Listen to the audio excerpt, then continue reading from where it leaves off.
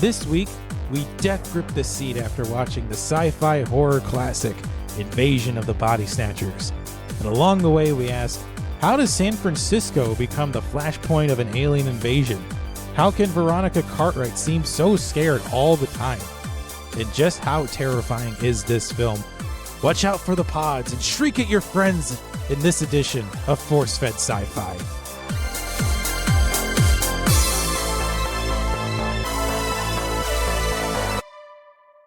Hello, everybody, and welcome back to another horrifying, pod overtaking edition of the Force-Fed Sci-Fi podcast.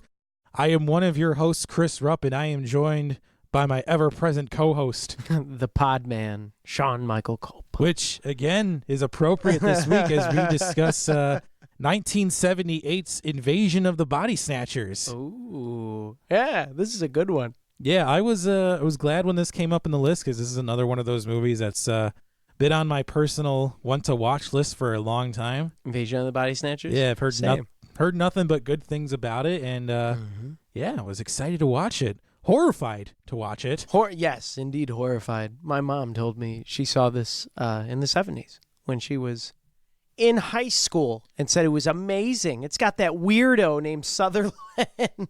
I was like, all right. I don't think he's that weird. Lots of weirdos before they were weirdos in this movie. Yes. Is he weird? I mean, why do people say that? Am I missing out something? I think he's done some really great roles, and then he's done like some totally wacky and goofy roles. Okay. Mm-hmm. I just know him from Hunger Games and JFK. Well, he was this. He was some creepy arsonist in Backdraft. Oh, never. I've heard of Backdraft. Yeah, because I tell you about it all the time, and you still haven't watched keep it. Saying Backdraft. Is that a modern show or is that a? No, it's a movie. Oh, it's a movie by Ron Howard. Oh, really? Yeah. Ah. I've told you this. Oh yeah. You know. Oh my God, here it is. Okay, maybe I'll watch Backdraft. There you go. So, a quick breakdown of the plot. Though when an alien spore lands on Earth and begins creating pods to infect and copy humans, a group of friends must figure out how to save themselves and the world before they are taken over one by one. So yeah, pretty simple plot. I mean, it's A to B all the way. Oh yeah. Which is always appreciated in a movie like this. You know, keep it simple, stupid. It's very simple. Stay in your lane. We come, we land, we eat you. Goodbye. Yeah. That's probably why these films, why is it always the simple films are always the best? Because that's how it is. We're simple beings. Who would have thought? Yeah. So this movie was directed by Philip Kaufman, who actually wrote the Western classic, The Outlaw Josie Wales. Oh, have you seen that? I have. Hey, that's a great good one. movie. It is. Also received a story credit on Raiders of the Lost Ark. Oh. It actually continues to receive credits in the franchise. Really? Mm-hmm. I wonder what he did. Did he make Indy? I think George Lucas is credited as creating Indiana Jones, but I think he helped develop more of the ancillary characters. Okay. Maybe Marion Ravenwood and a few others. Sure. Also directed The Right Stuff. Oh, never seen it. Never heard of it. About the early days of space exploration. Do. What? With The Right Stuff? Yeah, I think Sam Shepard was in that. That sounds like a film from like the 40s or 50s, like Breakfast at Tiffany's. But He's got the right stuff. I think it was early 70s, late 60s that came out. The Right Stuff. Yeah. That's a funny title. Well, that's what they were. I don't mean to poop on it. Yes, you are, though. Come on, man. Just come on with a title. Well, that's what they were looking for at the time. Was NASA called it? They want astronauts with quote the right stuff. Okay, I'll take that. I mean, but come on, that's like Independence Day being called The Right Stuff. No, it's not. Yes, it is. No, it is. I don't see. It sounds so off-brand. I don't see your logic there. Or like Space Jam being called Michael's Secret Stuff. Remember, because with the water bottle. Yeah, I don't get your logic here. I totally get my logic. Anyway, so Invasion of the Body Snatchers is starring Donald Sutherland as Matthew Bennell, who prior to this starred in The Dirty Dozen, Kelly's Heroes, MASH, and Animal House. So already he's got a solid resume. Stars Brooke Adams as Elizabeth. This is one of her early film roles. Also starring Veronica Cartwright as Nancy. Mm-hmm. She was well known for Alien, but she starred in The Birds, the Alfred Hitchcock classic prior to this. Oh, yeah. So Yeah, she's definitely, like how you said, she's good at freaking out. Yeah. That's where it's from. The birds, man. Well, Alfred Hitchcock just is notorious, or was notorious, for just terrorizing all the women he worked with. Really? Yeah, I don't have time to get into just how awful Alfred Hitchcock was because there's so many stories. We can do like a special and just like talk about him one day. Yeah, maybe. And then who else? The great Jeff Goldblum. Yeah, I would consider this actually to be his first major film role. Yeah. Definitely like a breakthrough role for him. I think on Vanity Fair he says this is like his first one that he ever. And he's actually Jeff Goldblum. He doesn't act like a caricature of himself. Yeah, he doesn't do any weird pauses or inflections or it's like this tempo with his lines. No, he doesn't. It's like this in The Fly, where you like really get to see what made him the actor he once was. Yeah. And then who else we got? The Leonard Nimoy. Outside of Star Trek. Yes, the late great Leonard Nimoy. Yeah. This guy, it's great to see him act outside of just being Spock. Yeah, I did read that he was cast to intentionally break the stigma that was surrounding him from Star Trek. I could see that because it's just, that series was just so phenomenal. So many people they saw him. It's kind of like with Mark Hamill with Luke Skywalker. He just can't escape it. Well, yeah, he tried so hard to do different roles after Star Wars. I mean, really, and then later in his career, he learned to just embrace that he is Luke Skywalker, and he also voices the Joker, and did so for like almost 30 years. Mm-hmm. Whereas Nimoy just embraced Spock the rest of his life. Yeah, which, he was banking on that cash cow up until his passing. Yeah, yeah. And that's not a criticism at all. We love Leonard Nimoy. No. I mean, Clint Eastwood's been Clint Eastwood for his whole entire career. Yeah. So I don't blame you at all. But this also I shouldn't say star, it features cameos from several actors who were in the 1958 original film. Okay. Kevin McCarthy makes an appearance. He's the running man who bumps into Matthew's car and starts yelling, "They're coming! They're coming!" So that's the guy. That's the guy. That's crazy. And man. then he's, just pummeled to death in the street. Yeah. What a way to go. And Don Siegel, the director of the original film, makes a cameo as the cab driver near the end of this film. That's pretty cool that they threw him back in. Do you like that when other films do that? If it's not egregious, then I do like it. Like the new Ghostbusters film I was just gonna say is guilty of this 1000%. Oh, they even have a Harold Ramis statue. Mm-hmm. And you can tell Bill Murray just hates that he's in this movie, period. He does not want to be in this movie at all. And his look on his face is just like, God, get me out of this. Either kill me or just prevent this movie from coming out ever. I'm sure he didn't mind the paycheck, though. Yeah, and then Dan Aykroyd shows up in that movie, and it's like, who cares at this point? Oh, yeah. I ain't afraid of no ghosts. Yeah, the movie is so awful. Nobody cares about the last two cameos of Ernie Hudson or Dan Aykroyd.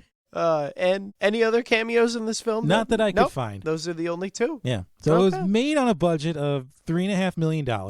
Wow. At the time, that's about 13.5 and change in 2019 money. Oh, wow. So this was a low budget film. Yeah. Even today's standard. Well, again, that was still the case in 1970s Hollywood. You got the budget you got. That was it. It was those rare films that got more budget if it went over, like Jaws and Star Wars were films that went over schedule and over budget. Yeah. Like, those are the rare films. If you were even close to going over schedule, it was over. Your production was just closed and you were done. Maybe that's why there's so many films that just end and it doesn't feel like a good ending. It could be. I mean, yeah, it's just you were limited by your budget and your schedule. It's just how it went in the 70s. Well, Philip Kaufman had always been a fan of the 1958 original and wanted to provide his own take on it by shooting in San Francisco. It's his hometown. It's his favorite city. Mm-hmm. And definitely partnered with the cinematographer Michael Chapman to pull off this film noir look to it. Yeah. Like, you can definitely tell with some of the odd angles in the film and the transitions from light to dark. Oh, yeah. And this film is dark. And I don't mean dark in tone, because it certainly is that. I mean dark. It's just like dark with little to no lighting. You mean like the scene where he's just driving his car after the rock cracks the windshield and it's just all black? It's just a weird shot. Yeah. You're like, why are you filming just blackness with the street. It doesn't make sense. Yeah, there's just darkness everywhere in the film. Yeah. It was pretty peculiar, I have to say, the choices. We also even utilize color changes to show that people had transitioned into pods. Okay. And I think this is definitely more prominent with Jeffrey, Elizabeth's boyfriend. Mm-hmm. As in the beginning of the film, he's shown in a lot more like natural light. Mm-hmm. And then when he wakes up in as a pod, definitely see him in more, like lampshades or like just fluorescent lighting. So it's even it's a good trick to show that, to subtly show these people are now pods. You don't trust them. Oh, that's crazy. I like that. What a good choice by the director. It's a lot of simple choices with the visual effects, because the pods traveling, the spores at the beginning of the film, that was actually one of the simplest visual effects shots in the film. Okay. It's like this vat of material they bought at a craft store for something like $12. Mm-hmm. They actually shot the scene as they normally would, like they poured it out or whatever, and then for the film they edited it in reverse, so it looks like the spores are going out into space. It's so cool, man. I miss those when movies did film tricks like that, as opposed, but I guess special effects are cheaper. Yeah. Maybe. I don't know, because were you saying that was one of the cheapest effects that they did? Yeah. It was really, like, how much? Cheapest and simplest. I read it was like $12 to buy that material. That's amazing. And all you have to do is film in reverse. Well, they were racking their brains as to how to pull that off, and it's often the simplest tricks that are used for the greatest effect. I mean, even in Jurassic Park, when they're trying to show the stomping of the T-Rex, they were trying for weeks to figure that out. And then one of the sound designers put a glass of water on a bass amp and started plucking the strings. Yeah. So that's how they ran a guitar line under the cars and just plucked it, so it made that effect. See? The little tricks of the trade, man. Mm-hmm. That's where you get these like life-shattering effects that stand the test of time. Yeah. Not to say that this probably stands the test of time, but you know what I mean. I think a lot of it stems from, I think, Kaufman's encouragement for the actors and behind-the-scenes crew to promote creativity. Yeah, as he actually suggested the actors also play with facial expressions prior to the pods taking over. Like we see Elizabeth do that creepy thing with her eyes. Yeah, where she like moves them in circles. Yeah, Matthew smiles a lot. Jack is just high-strung and angry all the time. So you definitely see this hard transition with some of the main characters from human to pod. Yeah, very interesting director choices that you wouldn't see in a regular film nowadays. Yeah. Like, what director would take 5 minutes just to watch Donald Sutherland cook? Like saute a bunch of stir fry. Maybe the Coen brothers. Yeah, right. That's it. Like there's literally a scene where he's just and dark lighting too, where it's just like, what? He just propped up a camera right on the side of him and just started watching him cook. Did that food look good though to you? If I knew what he was making, maybe. Some type of Asian cuisine. Probably that's what it was, because it is San Francisco in the late 70s. I mean, there was probably a Chinese food store like every corner. Those are probably like the Starbucks of the late 70s. Yeah, it was pretty heavy with the Chinese food. Imagine if there was only one Golden Dragon restaurant and it was franchised. Imagine how much money those owners would have made. In the 70s. Because there's so many different Golden Dragon restaurants. I know. And they're not under the same chain. Oh, that's crazy. No, it's just... So someone didn't trademark the name? No. Oh, they missed the boat on that one. It's too late now. Yeah, it's way late. There's too many. That's crazy. Odds are you know where the Golden Dragon is in your town. Yes. Oh, yes. I know a couple. That's crazy, man. I never thought of that. Well, let's get this out of the way first. This is a remake of a 1958 film of the same name. Yes. And that was based on a 1955 novel by... I believe the name was Jack Finney. Sounds about right. What a fun name.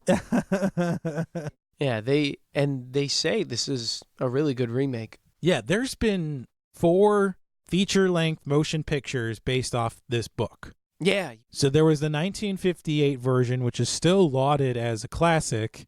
That's been more viewed as like an allegory for McCarthyism and the Red Scare during the time, or the criticism on a feeling of a lack of autonomy in a communist system. I mean, either way, it's just a critique of the Red Scare of the 50s and 60s. Okay. And then we get this remake, 1978. Mm-hmm. Then we get another remake 15 years later in 1993 that's just titled The Body Snatchers. That took place on an army base, but that wasn't a great success and ended on a similar note to this film. Oh. And then the 2007 remake was just simply titled The Invasion. And that one was with Kidman and Craig. Yes. Daniel Craig. But that took a more simplistic approach to the alien spores. There were no pods. There's no. How can you do the Body Snatchers without pods? Well, by not calling it the Body Snatchers, by just calling it The Invasion. By doing that, you eliminate what is easily the most terrifying part of this film. Yeah. By not having the pods. But without the pods and it's just like the spores, then you're getting close to the happening. You're getting really close. You're getting pretty to close that. to almost a film like Outbreak. Yeah. Where it's a virus and it's no persistent threat of an alien. You don't feel like it's an alien. You feel like it's just a virus. It's going around infecting people. Mm-hmm. It doesn't really make sense. But think about how terrifying that is. You see this thing that almost looks like it's naturally occurring in nature that's now in your bedroom and taking you over and replicating you during your most vulnerable part of your day when you're trying to sleep and relax. That's like the go-to. Like that species, they know when to hit you. That's like the what would you call that? That's like the Patton of takeover, man, invasion. I don't know if it's a move Patton would do because he was definitely like rah charge, use the tanks and break the line kind of deal. But any type of war general that makes some brilliant type of strategy, I would say that's right in there, man. Go when they sleep. Well, I definitely thought that the pods were adaptive to their environment. Because when they land on Earth, they initially land on that leaf in the beginning of the film, and then there's that great shot of it like expanding and growing and taking on a form like it's like something that almost looks like it could be found in nature. Yeah. And Elizabeth, flowers. the poor girl, picks up the pod and brings it home and kills her boyfriend. You foolish person. I wouldn't call her foolish. I mean, she didn't know. She didn't know. I mean, if aliens were going to invade, I would say this is the way to do it. Just count on humans to be stupid. Yeah, well. You want to go after us? 90% chance. You want to go after us? I mean, like infect Big Macs or something. Yeah, well, that's exactly. You will conquer America in like a day. Just go after McDonald's and put it in the hash browns. Don't say that, man. That's what a lot of conspiracy theorists believe. Well, let them believe it. I believe it. McDonald's is guilty of it just as anybody else is. What do they call those? Chemtrails? It's the chemtrails, man. Chemtrails aren't a thing. What? You don't believe in the chemtrails? No, I don't believe in that. That would be the way. I want to ask you this, though. Why do you think The Body Snatchers has been remade so many times? I mean, I get the original 1958 version, and I understand this one in 1978. I don't get the 1993 or the 2007 remake. I just don't. I'm trying to rack my brain. It's not like these films made copious amounts of money for all regards, and it's not like it's a film that you'd think be like, yeah, we got to see this again, you know? It's not like we needed a reimagining. I feel like there wasn't enough time elapsed between the 1978 version to the 1993 one for it to feel the impact of it. I feel like if you are going to do a remake, you have to wait at least beyond 15 years to do it. This isn't a Spider-Man film, all right? You can't do it. Well, then in 2007, there was only a 14-year gap. Yeah. So for all Hollywood knows, there's still somebody out there who appreciates the 1993 Body Snatchers and then sees 2007's The Invasion and just hates that film because it ruined everything they love about the first one. Sadly, for the people born in the 30s, they've seen 4 of the same films come out in their lifetime. Well, we're seeing it now with Disney remaking everything. I know. It's nuts. I didn't know that there would be this many remakes for one film. Yeah, so I like Hollywood, please take note. You got to cool it on the remake culture. You just have to. Yeah, just create something new, man. Or if you're going to reimagine it in a brilliant way. Do a fresh take on it. Don't just do the same crap everybody's been doing. Yeah. Or better yet, I mean, invest money in finding original scripts and developing those. Yeah. I mean, because A24 Studio is just beating you guys to that punch and actually creating original films. So deal with it. Hot take by Chris Rupp. But as we mentioned earlier, this film does have a pretty good cast in it. Like Nimoy does a great job of not acting like Spock. Yeah. Jeff Goldblum doesn't act like Jeff Goldblum. Donald Sutherland doesn't do his typical weird performance, and he does. I mean, granted, he's still like just like whispers. He whispers, but he makes a lot of great choices as an actor in this film. He does. I love the hesitation when he sees his duplicate pod. So he falls asleep outside, and there's this pod that they just start creepily coming out, of the woodwork, and they latch onto his hand, and then he realizes, I'm being duplicated because the female, Brooke Adams, she runs out and screams at him, right? And so he wakes up and he has to decide to kill his own duplicate. And he does a nice hesitation. That duplicating process is nothing short of horrifying. Gnarly, dude. My jaw hit the floor. I couldn't believe it when I saw it. I'm like, this is disgusting, disturbing. Yeah, when all the D's. When Nancy finds the replicated pod in the bathhouse, she opens the curtains. I did a whole like, holy crap moment there. Yeah. Oh yeah. Like, what is this going on? And then it disappears. It does, because the pods decompose and they just turn into... Oh, it's the humans who decompose. Or the humans decompose, sorry, once the pod successfully replicates and duplicates them. That's symbolic of a lot of things. Mm-hmm. Most notably, I think it's the soul. The soul. That's now being left over. Well, yeah, because once the pod duplicates you, it basically takes all the organic material, but there's no, heart, there's no empathy, there's no emotion. Yeah, it's literally the emotions are all dust that are just going to get thrown into the back of the garbage truck. Yeah, literally. Which admittedly I did not know that that's what they were doing because the first scene, it was the first time we see it's Jeffrey who's taking out the trash, and then we see it again and then again, and then I was like, wait a minute. I knew when he did that because it's just the way he acted. I'm like, this isn't the same guy. He had to have been taken over. And then I was like, no way. Is that like the remaining of his, the body remnants? And sure enough, it's like gnarly, Yeah, dude. that was freaky. Can't believe you could just throw it away. But these guys have no heart. And I have to say this too. I mean, for the time that this film came out, I was impressed with the special effects. Yeah, me too. The only time it really kind of took me out of the film was when that dog came running up to them and it had the man face on it. Yeah, I did a double take. Yeah, it was one of those what the hell moments. I know, it blew my mind. Like, what was the purpose of that dog? Well, I think that happened because Matthew saw that pod that was next to the homeless man and his dog. And he crushed that pod as they were walking into the health department. Oh. So I think the pod like had one of those blue screen type errors where it just didn't know what to do, so it just decided to copy both man and dog. Oh my God. And then merge them. I mean, at least that's what I think how it happened. I'd buy that or something, or they just wanted a crazy weird scare because that dog got me. That dog freaked me out. I was like, that's messed up. Yeah. It's clearly an effect from Star Trek or something, because in a lot of early episodes of Star Trek, they just took dogs from the nearby shelter, put makeup on them, and passed them off as creatures. Oh my God.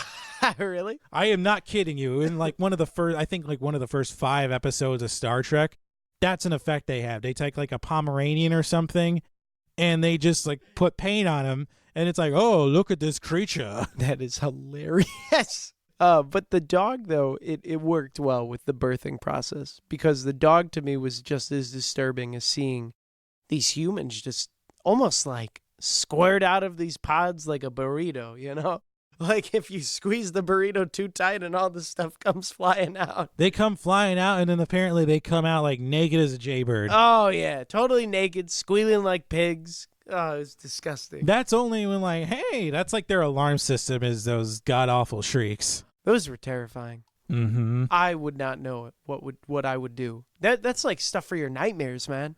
Well, I think the sound design in this film definitely helps amplify the terror that's ever present. Oh, yeah. Because in the beginning, we hear all of these natural, lush nature sounds. We hear birds, we hear dogs, we hear insects. And then as the film goes on and the pods start to take over San Francisco, we get less of those. Yeah. Until eventually at the end, there's no more.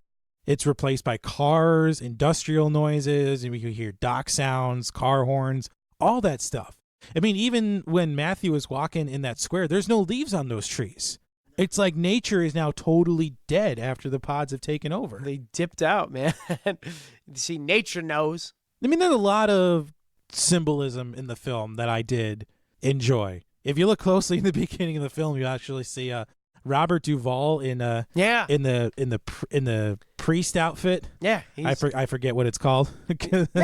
He's just silently swinging all creepily on the swings. I know, it wasn't out of place, but it kind of like made you wonder why the heck there's a priest there watching a bunch of kids, especially with now what we know. Yeah. So it's like, what is going on? But he's staring off, almost like he's staring off into the bushes, like he can see what's happening. Yeah. Like he knows what's going to occur. And ultimately, and this is not me taking a stance on I hate religion kind of thing, but I mean, religion and faith is ultimately a human construct. Okay. And I took that as Robert Duvall seeing it in his priest getup and not doing anything is almost kind of like saying the human constructs in your life are about to fail you and there's nothing you can do about it. Yeah. Everything you know is just gone. Yeah, there's this otherworldly, unknown, unfeeling, unrelenting thing that's going to take over the world and you can't stop it. Yeah. There's nothing you can do. That's gnarly. Well, and then that intersects at the timeline when the film takes place in the late 70s. Yeah. With all the just horrors that was going on in the United States back then. Well, the 1970s were just this seismic shift in American culture because distrust in the government was at an all-time low. After Watergate, right? Yeah, Watergate, and then we don't need to get into that. We all know what happened there. Yeah, Nam, all that stuff was going on. There was a big recession that went on where gas was just like astronomical prices. Yeah, violent crime was at a level never, ever seen or probably will be reached ever again. I mean, you think things are bad now. I mean, just read up on some crime rates from the 1970s. I mean, New York was practically a war zone. Yeah, or just ask someone that's kind of old looking. Yeah. What were things like in your day? Oh, the stories my dad tells me. It's nuts.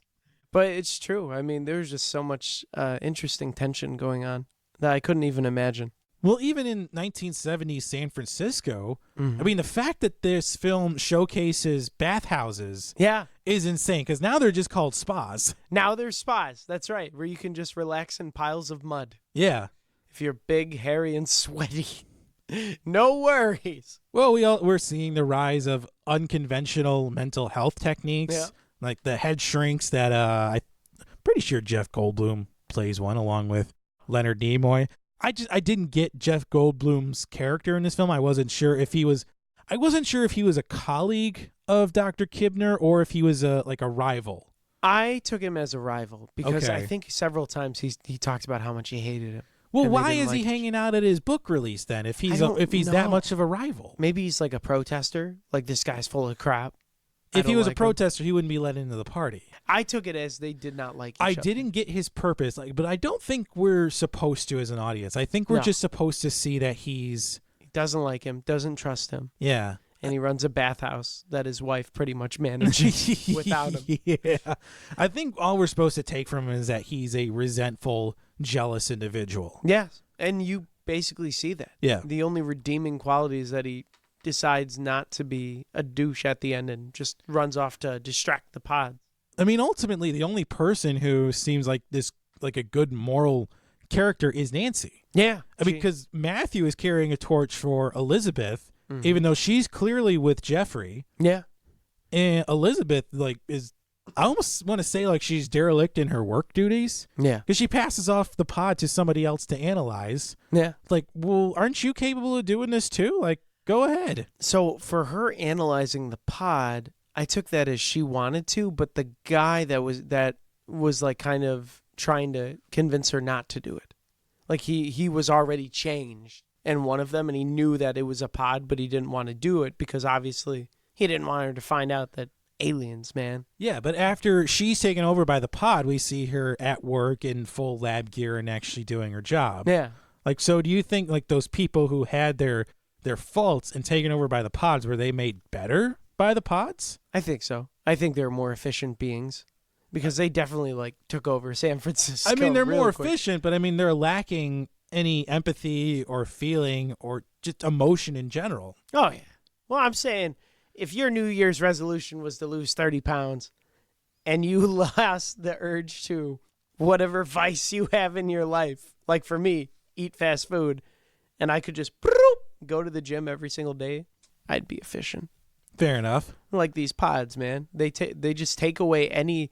I felt like they took away any of the urges that normal people like fight every day. But I did not understand what the end game was for the pods. And this is another Survival, maybe. Well, that's not an end game. That's for any species, that's the prime directive. Yeah, well, it's just survival of the fittest, man. They came, they took over because they were superior. I don't know about superior. They're just more devious. Yes. And Devious doesn't equal superiority. well, if you get what you wanted, I think that's pretty superior. You take the crown on that. Little column A, little column B. How did you like the characterization of like Donald Sutherland's character, like the development of him and all the conflicts between like the doctor, like Nimoy's character and all that? Well, he definitely had the most complete arc of any of the characters because he maintains who he is throughout the film, despite the crush he has on Elizabeth. He's throughout the film, he tries to do the right thing. Yeah. He's very moral and ethical as a human being. He wants the best for everyone. Like he's the one that recommends her to see Nimoy's character. And like keeps saying, no, don't look at him as like a quack or like some weird guy. Yeah, and turns out Nimoy is like the squad leader of his group of pods. He is the cult leader. Yeah, he does have, he tries the whole time, up until the end. Well, I mean, eventually him and Elizabeth declared their love for each other, but it's only, I mean, it's only after she realizes that her Jeffrey is gone. Yeah. Like, Pa Jeffrey is no longer hers and probably won't be with her. And soon after this, she falls asleep, turns to dust, and arises naked as a jaybird in a pod. I know, dude. That scene where he just grabs her body and then she just... You know, Elizabeth is my red shirt of the film. Yeah. Not because her death was meaningless, but because it was, for me, 100% not expected. Yeah. I full on expected to see us get Matthew transform into a pod. I expected us to see that. And not her. Like, I thought for sure she was going to wake up when Matthew was like trying to shake her awake. Yeah. And then all of a sudden you hear like these crispy sounds and her shriveling, and then she just falls right out of his arms and then arises new as a pod. But third time's the charm with making her a pod. Yeah, well, that's just it. They were chasing her the whole film, man. They finally got her. But then that leads right into the ending of the film where Matthew is, I think he did everything he did in the film for Elizabeth. Yeah. And now that she was gone, he goes into a warehouse, lights it on fire, like, and burns down the warehouse full of pots. He tries. It's too little too late. He saw like all the trucks that were full of pods. He saw the cargo ships that were being loaded full of pods. I mean, what does he really think that burning down this warehouse is going to do? All it's going to do is make him feel better. It's not going to stop this. He's fighting till the end, Chris. Trying to, but then Don't give up. But then we get that awesome twist ending. Oh, the twist. So this is the twist ending M. Night Shyamalan should aspire to make.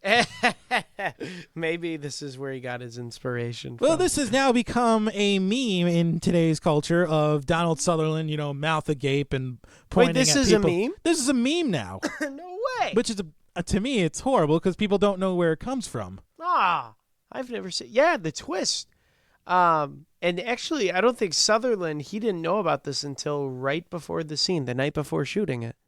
And neither did Veronica Cartwright. No, she didn't know until he pointed and shrieked at her. Well, she is known for playing like these terrified performances. Yeah. Because she starred in Aliens, and in the scene where the chest burster arrives, Ridley Scott didn't tell anybody like what was happening. Like, all they knew was that something was going to happen. And it wasn't to the extent that he mentioned. Like, there was blood and viscera effects shooting all over the room. And there's a very prominent shot of it getting all over Veronica Cartwright's face. Like, you see her full-on freak out, and it doesn't look like she's acting. She's And I being read real. that I'm probably wrong about this, but I actually read that she passed out after that squirted on her face. You know, I don't blame her. So I don't know if she's just that great of an actress or if she's just that high strung. But it's a good performance either way. I mean, yeah. How would you feel if someone just exploded right in front of you? Well, how would you feel if one of your best friends is all of a sudden one of these alien pods that you've been trying your darndest to prevent the entire day? Yeah.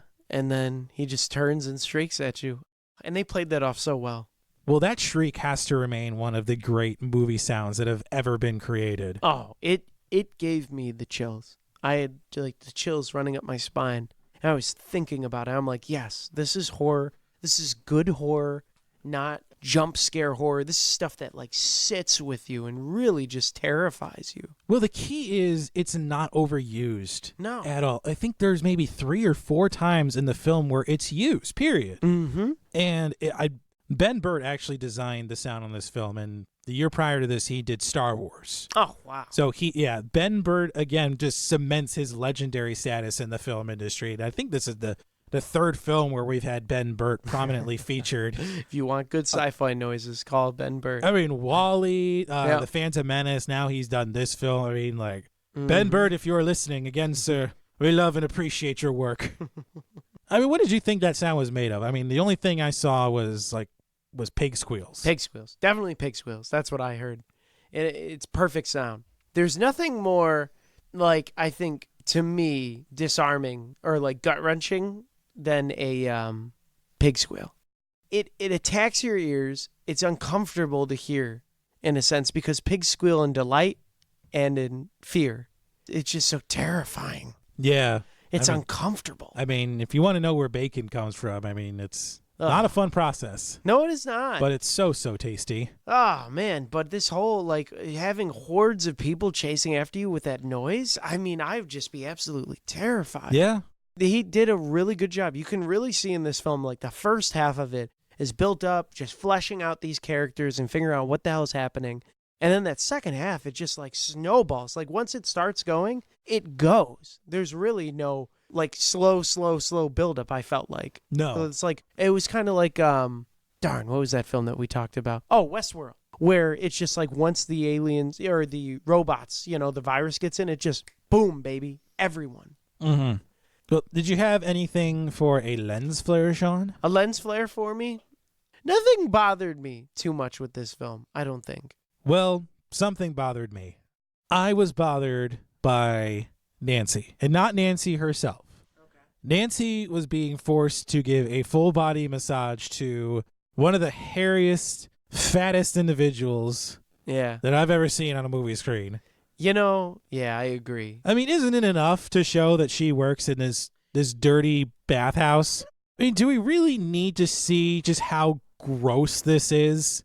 I mean, and she's clearly, like, not enjoying it. And this dude thinks he's going to get something more than what it actually is. I know. I was worried that, I was like, what is this film? And he just seems like such a jerk the entire time. And she's literally just, you just see his fat rolls just, like, picking it up. It's like, I can hear you're fat. It was so uncomfortable to watch. I just kept staring like, no. Well, to make it worse, like, you don't see Jack having to put up with this sort of crap. No, I feel like he makes his wife do all the work. And he even flat out refuses to help somebody in his bathhouse. I mean, and last time I checked, his name's on that front door. I know. Jack did not seem like the nicest of people. No, he's just angry and resentful and is disappointed with his station in life. Yeah. And is going to, take it on. And it seems like Nancy is the poor individual he takes it out on. I know. And she was so sweet the entire film. And she ends up surviving. Yeah. Bless her little heart. She unfortunately survives and all of her friends are gone. What about toxic fandom, Sean? Did you see anything? Other than my own, like, loathing for them remaking this film so many times when it doesn't need to be. I had one. All right. Throw it at me. So, just before rescuing the sleeping Elizabeth, Matthew is hiding in the slightly open bedroom closet. His face, not even quite outside of the closet, is clearly illuminated from directly below. Yet when he emerges into the room, the only light source anywhere around is a bedside lamp that couldn't possibly have cast light on his face in that manner. This is clearly somebody who doesn't know what film noir looks like. Kaufman and Chapman are trying to pull off the horror look. Yeah. Like, you can't create that by just having him hide in the closet with no light. It's a dark closet. How can you go through so much of the film with these weird shots and artistic like vision, and then that one scene triggers you? Like, what did they do? Turn on a light and test it out themselves? Like, see? This is some lighting pedant who's watching the film, glasses down like on the bridge of his nose, and then just pushes them all the way up and is like, well, I have to get out my computer now. I have to let the internet know that this film is wrong. I'm surprised no one said anything about the solar wind carrying the pods.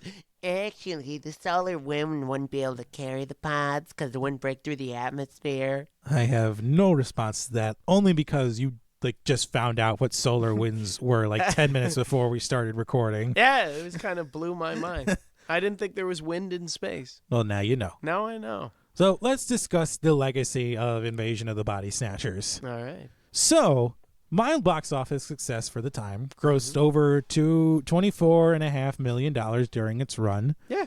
The film was universally acclaimed at the time of release, but there were no nominations for any major awards that I found, and I found that to be shocking. It is shocking, but at the same token, a lot of remakes never do get any, which I don't personally enjoy. I think a remake is a movie of itself, and even if it was remade, if it's done better than the original, they all should deserve a chance. I thought this should have at least been nominated for Best Adapted Screenplay. I mean, because that's an easy give to somebody. Like, if it's a remake or if it's based originally off a book, that's an easy give to somebody if it is a great film. Mm-hmm. And this is an excellent remake. Yeah, this one is of the best. One of the best of all time. Yeah, they hail it. Yeah. Well, the original has been the Congress sealed it up, made the digital copy, but I don't think they'd do that for this one. I don't know if they will. I mean, time will tell. There's still a lot of time left for this movie. I think it eventually will get selected for preservation. You think so? Yeah. All right. Take this for what you will. It holds a 95% rating on Rotten Tomatoes, which I feel this to be an accurate rating, given that The Matrix is only at like an 88%. Yeah, which is kind of mind-boggling. Yeah. Yeah. Like we mentioned earlier in the show, 2 more remakes would eventually come out after this film. And they've gotten worse and worse ratings. It's hard to go up, surpass. Well, a third is currently in development. Oh, Jesus. With the script being written by, this is going to be a long name, by David Leslie Johnson McGoldrick. Well, who's known for writing The Conjuring 2 and Aquaman. Please, no. I mean, it is the right time, right? Because they did this one, the third one 15 years after, then 14 years after. So come 2020, baby. Yeah, this might just be one of those films that's just in a perpetual remake cycle that will never break out of. It'll never be done. Yeah, it's forever in a time loop. Yeah.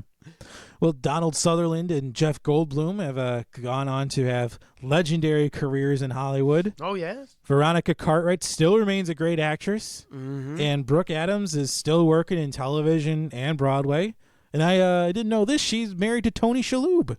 Tony Shalhoub. Previous subject of the film Galaxy Quest. Yeah, Shalhoub. So, what a fun name. So everything just comes back around in the show. Especially in the sci-fi world. Yeah. So, Sean, with all of that in mind, what do you say we give our rating? Mm-hmm. So, of our scale on the Force-Fed Sci-Fi podcast of wouldn't watch, would own, and would host a viewing party, what do you give to 1978's Invasion of the Body Snatchers? I'd host a viewing party for this. I'd say bring your pods. I think this is a great film. Solid. Every 95% rating is exactly what it's worth. I enjoyed every minute of it. I really don't think I had any criticism in it. Yeah, the whole thing. This is a great depiction of storytelling, character development, and horror. Yeah, love the 70s, man. Keep them coming. You know, I think for me, this has to straddle 2 of our ratings. Okay. So I would happily add this to my collection. I would own this hardcore. And I'm with you. I would also host a viewing party. Mm-hmm. I feel like this is a great film. Yeah. And I was on the edge of my seat throughout the entire runtime. And everything about this movie deserves to be lauded. Yeah.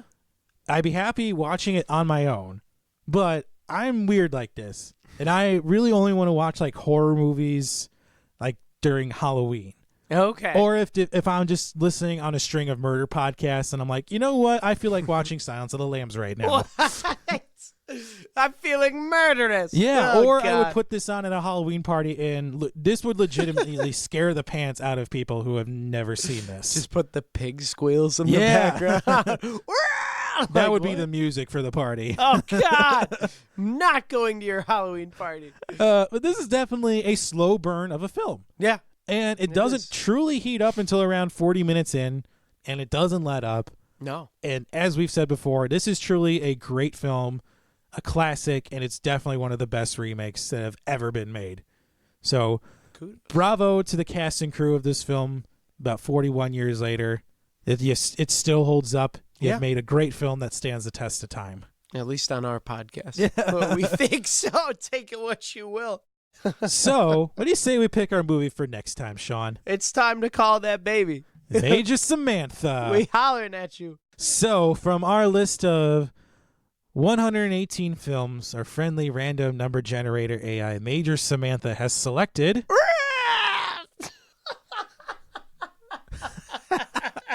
That's a new one.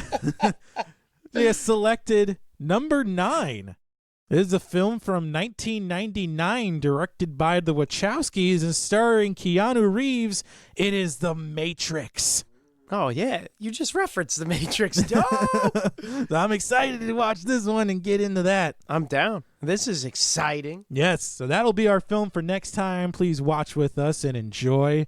And if you enjoyed today's show, please head on over to Apple Podcasts and leave us a 5-star review.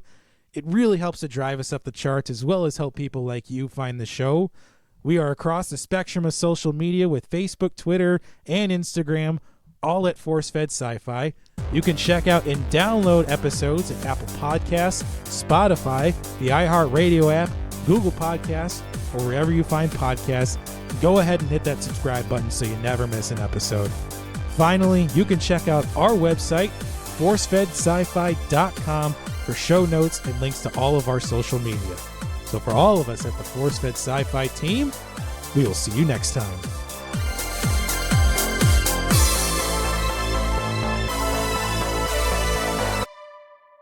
ForceFed Sci-Fi is written and hosted by Sean Culp and Chris Rupp. Website design, associate producer, and editing by Jeremy Keski. Artwork designed by Mike Berger. Theme music composed and performed by Custom Anthem.